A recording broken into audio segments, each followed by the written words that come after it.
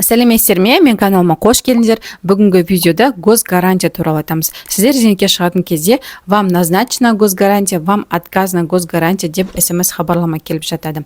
Вам назначена госгарантия деп келген кезде сіздердің шоттарыңызға қолмақты ақша түсіп жатады. Бұл ақшаны қайтару керек па деп көбісі қорқып кетеді. Бұл бірыңғай жинақтаушы зейнетақы қорынан берілетін сіздерге кепілдік ақша болып табылады.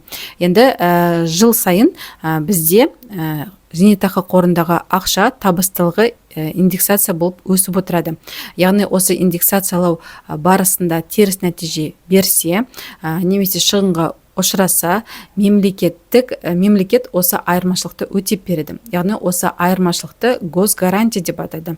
Яғни сіздердің қаражаттарыңыз бойынша госгарантия түсе ме, түспей ме, бұны сіздердің жинақтаған суммаңызға байланысты бірыңғай жинақтаушы зейнетақы қоры шешеді.